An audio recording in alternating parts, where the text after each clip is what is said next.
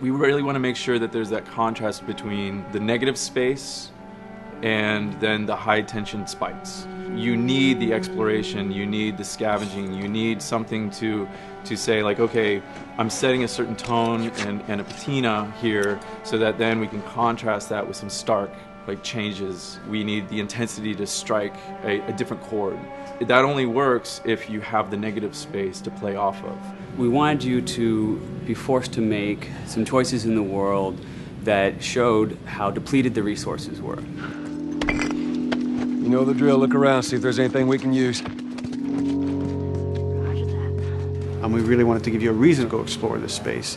It's like, well, you need to look for supplies that will help you survive another day in this world. Throughout the world, the player finds all sorts of different pieces of items, such as rags, alcohol, bits of broken blades, bindings, and you can combine these together in different ways in order to create items that are useful for surviving in this world.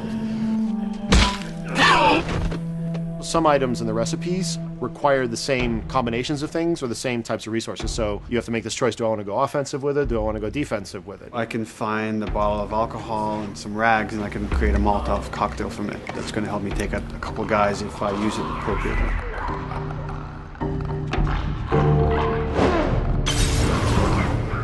Or I could use those same ingredients and craft a medkit. And that lets me kind of choose, do I want to play it more defensively and kind of have items that help me heal myself, or much more aggressively, I want to have items that help me kill and destroy in order to then progress and get out of this area.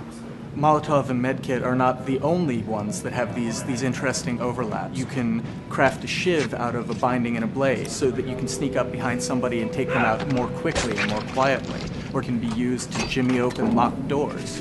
So you are expending a binding and a blade in the hopes that there's going to be something awesome on the other side of that door. Or you could craft a melee upgrade. So you might have some nails that you've picked up, or a pair of scissors or something. You're going to be able to use bandages and use these things to attach them to the 2x4. So now you've got a more powerful melee weapon. This is something you're going to be able to run and take down an enemy in a single blow.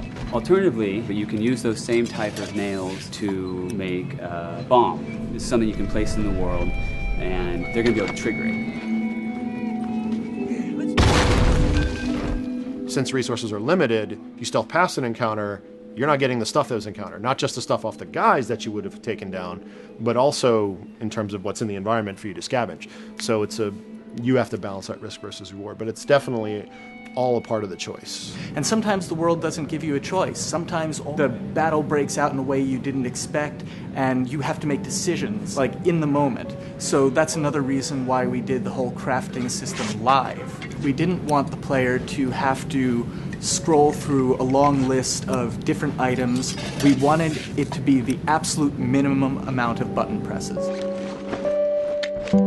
The thing that I hate about any game's UI is when it pulls you out of the game for too long. So that was a challenge to reduce it all to like that half of a screen, and you want to see Joel, you want to see like what's going on around him, and be aware of what's happening so you don't have, an infected run up on you and start beating on you when you're crafting shivs and stuff. So we needed to make it streamlined and fast enough that you felt like you could take just that moment and be able to craft that thing that's going to mean your survival in the next 30 seconds or your failure to survive.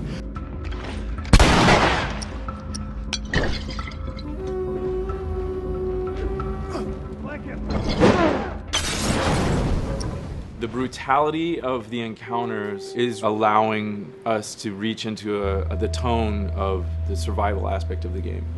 When something comes up in their way, whether it's a human or infected, then Joel and Ellie, you hear them whisper to each other and you see their animations change. Everything, their whole demeanor reacts to the scenario in front of them. And that's the same feeling we want you to have when you're holding that joystick. It's just like, oh, okay, what do I have in my inventory? How many are there?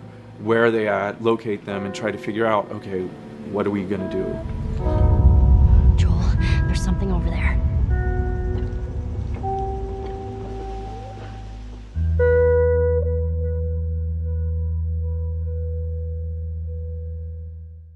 イステーション